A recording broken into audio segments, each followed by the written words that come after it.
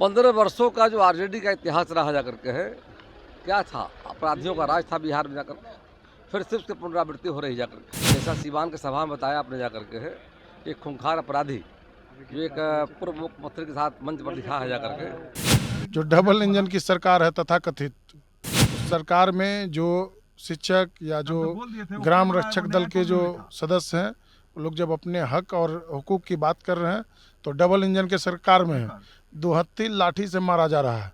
माननीय मुख्यमंत्री नीतीश कुमार जी के सभी आदेशों का पालन हो रहा है। पनोरमा ग्रुप, जो सोचता है वो करता है।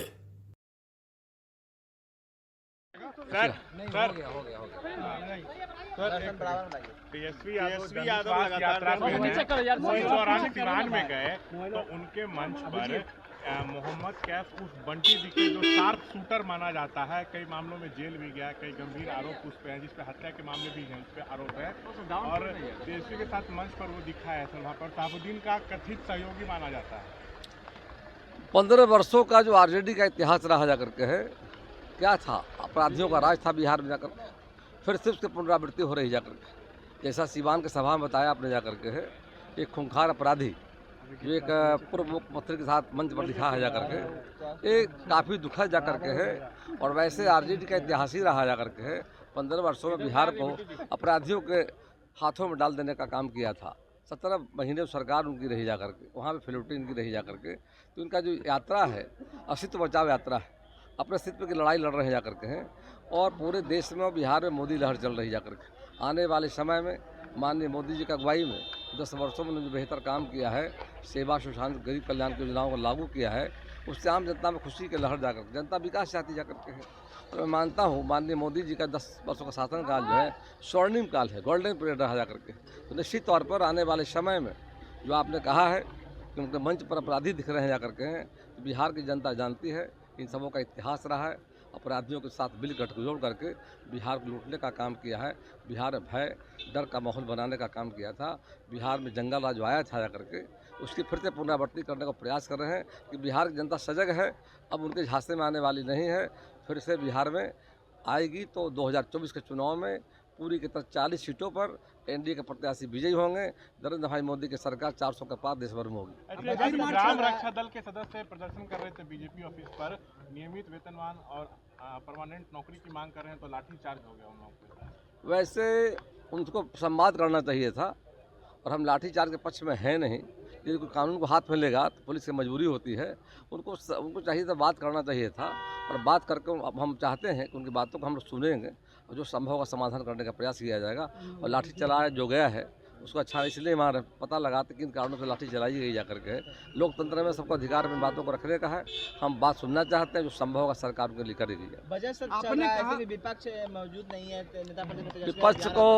विपक्ष को लेना देना है नहीं राज्य से जाकर के, और अब आई बात करने के लिए, अपने अस्तित्व बचाने के लिए, परिवार बचाने के लिए अब यात्रा पर जा रहे हैं जाकर के हैं।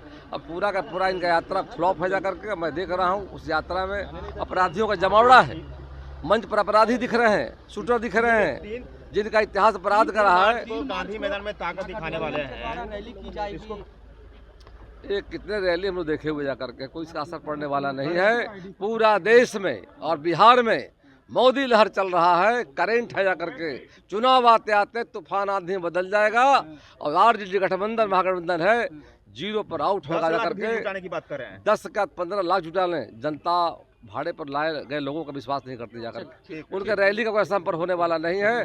फिर से एनडीए की सरकार 400 के पार होंगे, नरेंद्र भाई मोदी 2/3 बहुमत से प्रधानमंत्री बनेंगे। आज फिर से शिक्षकों को लेकर के बवाल हुआ, क्या कहना चाहते हैं? देखिए, हम लोग तो देख रहे हैं कि जिस तरीके से जो डबल इंजन की सरकार है तथाकथित, उस सरकार में जो शिक्षक या जो ग्राम रक्षक दल के जो सदस्य हैं, वो लोग जब अपने हक और हुकूक की बात कर रहे हैं तो डबल इंजन के सरकार में है, दो हत्थी लाठी से मारा जा रहा है। ये कहाँ तक न्याय है, ये बिहार के लोग सब लोग समझ रहे हैं कि ये लोग काम की बात नहीं करते हैं, ये लोग मन की बात करते हैं। लेकिन जब महागठबंधन की सरकार तेजस्वी यादव जी के नेतृत्व में जब बिहार में काम हो रहा था, तो उस समय युवाओं के हक और हुकूक की बात हो रही थी। लेकिन आज जो सक्षमता परीक्षा के बारे में एक मामला सुबह में हम देखे, न्यूज़ देखे कि भाई वो सक्षमता परीक्षा लिया जाएगा। तो बिहार के सीएम जो है वो सक्षम है कि नहीं, पहले उनको भी परीक्षा देने का ज़रूरत है, और अगर वो उस परीक्षा में अगर पास होंगे तो तभी उनको सीएम के पद पर रहना चाहिए। आज फिर से लाठीचार्ज हुई है, उस पर आपको क्या कहना है? देखिए, ये लोग तो अपराधी चरित्र के लोग तो है ही ना, जो अगर हक हुकूक मांगेगा तो उसके ऊपर दुहत्ती लाठी चलाता है लोग। माननीय मुख्यमंत्री नीतीश कुमार जी के सभी आदेशों का पालन हो रहा है, पाठक नहीं सुन रहे और जो अधिकारी पालन नहीं करते उन पर कार्रवाई भी की जाती है। और विधानसभा में सवाल आए थे, काउंसिल में भी आए थे, माननीय विधायकों ने के पाठक सभा पर सवाल उठाए थे जाकर के। हमारी सरकार ने कहा सारी बातों को जांच की जाएगी। बिहार में कानून का राज्य है, अधिकारी हो कर्मचारी हो सबको नियम कानून से काम करना है। जो अधिकारी कानून को हाथ में लेने का काम करेंगे उनके खिलाफ सरकार कार्रवाई भी करना जानती है। अवहेलना कर दिए हैं और शिक्षक पे कार्रवाई कर दी। आप लोग कह रहे हैं हम शिक्षक के साथ हैं। हम शिक्षक के साथ हैं, आगे भी रहेंगे।